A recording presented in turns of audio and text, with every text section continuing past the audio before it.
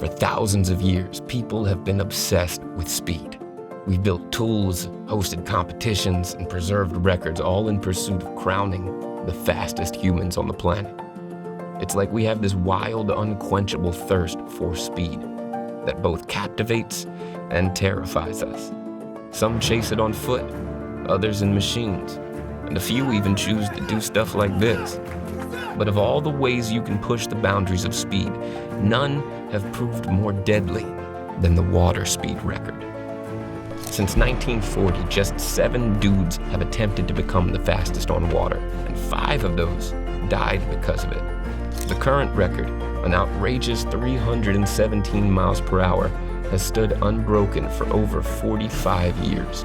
And after it was set, every attempt to break it has ended in tragedy. With a disturbing fatality rate of over 70%, the battle for the outright water speed record is without a doubt the deadliest race in history.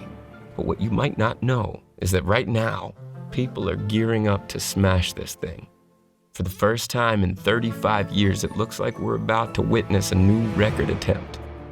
But it makes you wonder, how much further can we actually push this? This is the terrible part about trying to break a record. You see, once you start, you're past the point of no return.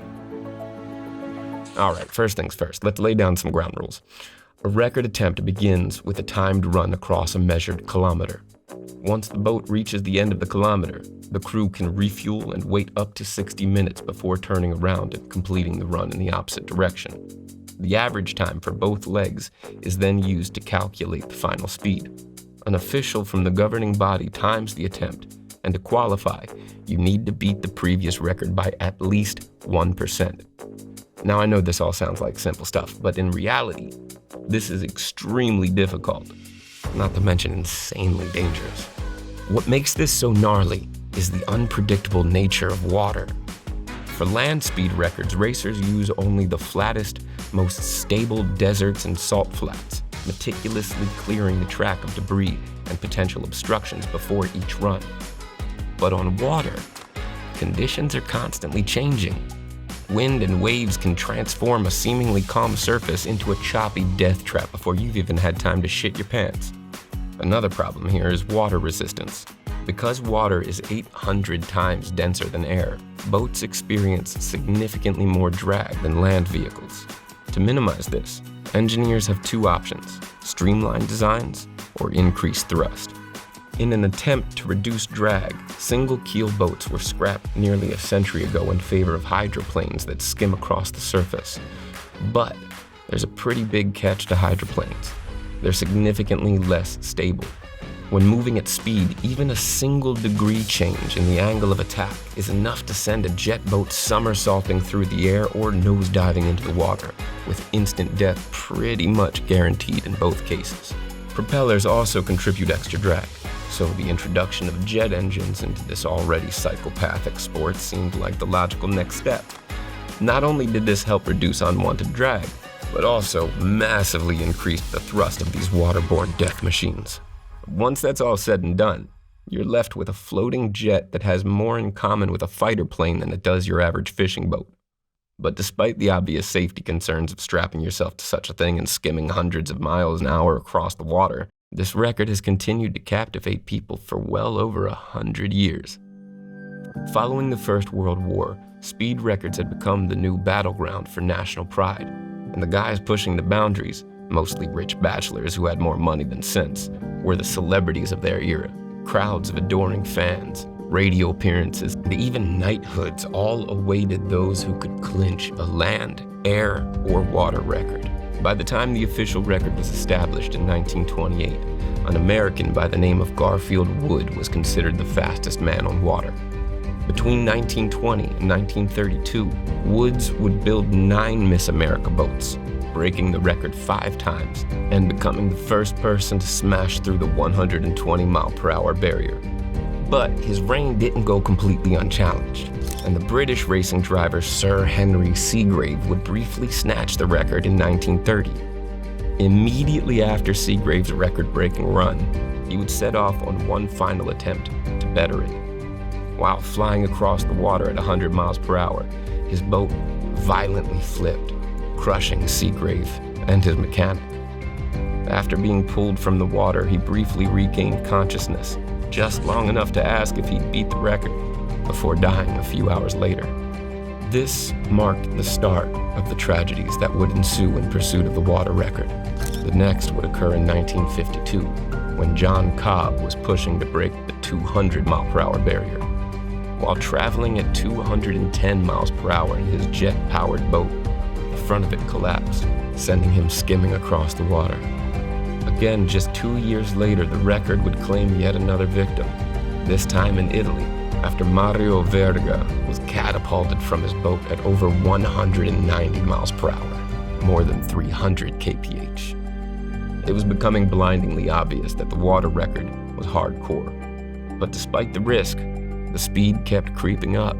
It was when drivers began pushing to break the 300 mile per hour mark that things went from dangerous to downright fucking nuts. Donald Campbell was the first man to throw down the gauntlet.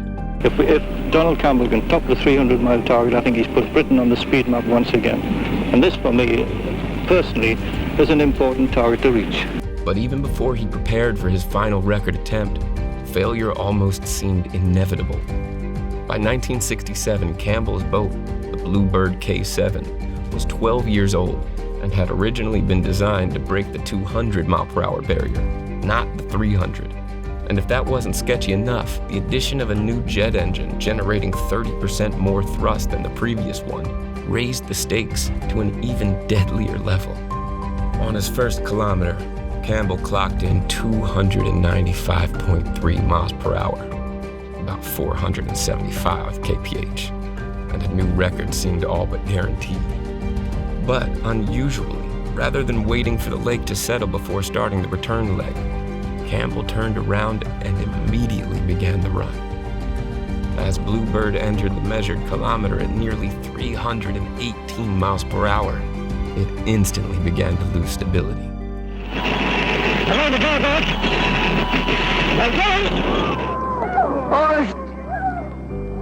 Oh, God! He's blown up!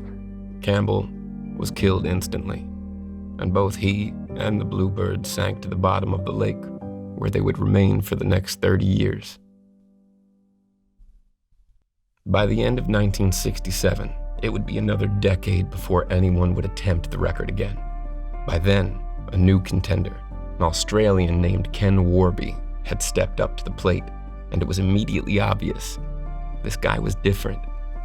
Warby wasn't a wealthy businessman looking for fame or fortune, nor was his boat privately funded by sponsors for a quick publicity stunt.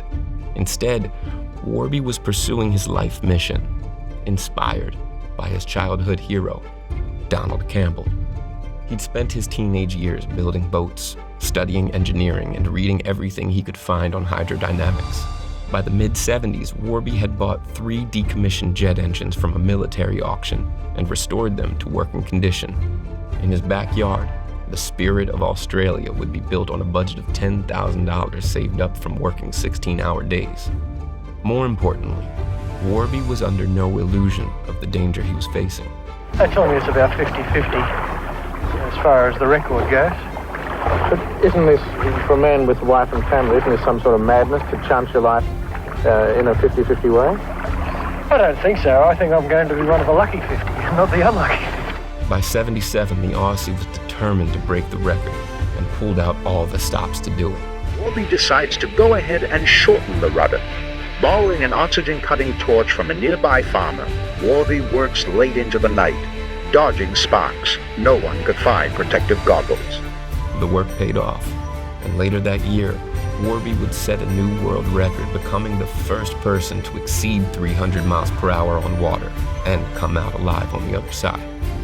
His new record reignited public interest, and now, with financial backing from sponsors and a little help from the Australian Air Force, Warby returned a year later, smashing his previous record with an average speed of 317 miles per hour. The fastest speed man has ever traveled on water. Ken Warby has rewritten the record books. Over the next decade, 2 others would attempt to better Warby's record. Both would fail.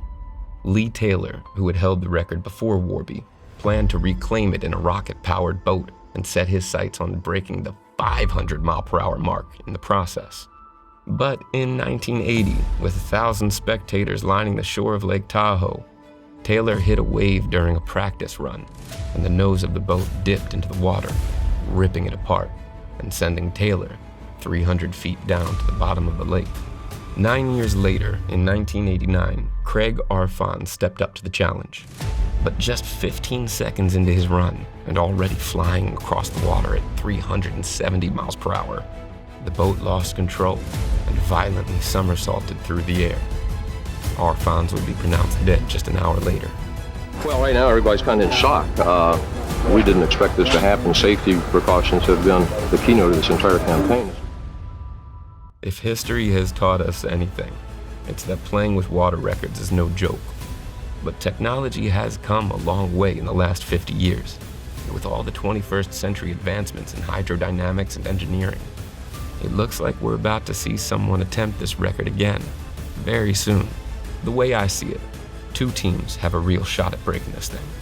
The first is Warby Motorsports, founded by the man himself, Ken Warby. Teaming up with his son, they've been working on the Spirit of Australia 2 for the last 8 years. With 50% more thrust than the original and a target speed of 340 miles per hour, this machine certainly has the potential to be a record breaker. The boat has already hit 265 miles per hour in practice runs, so it's only a matter of time before they make an official attempt. Now, even more promising is a team called Thrust WSR. If that name sounds familiar, it's because Thrust SSC currently holds the land speed record. Their twin-engine jet car hit the supersonic speed of 763 miles per hour in 1997, over 1,200 kph, smashing the previous record by over 120 miles per hour, which they also held. And now, all that engineering genius is being put to work on cracking the water record. This is why we're here, because we are desperately trying to do this in as safe a manner as possible. Their proposed vessel isn't a hydroplane, but rather a hydrofoil, a clever design that will self-adjust to control its position on the water. In theory, this could make their boat a lot safer than traditional record-breaking hydroplanes. They've been at it for the last 4 years. They've still got a ways to go. If testing goes as planned, then their boat should be ready by the end of the year, with a target speed of 450 miles per hour. These guys might just be the ones to smash this record once and for all. Who knows if or when we'll see someone break this thing. But from where I'm sitting, it doesn't look like we've seen the last of the water speed record just yet.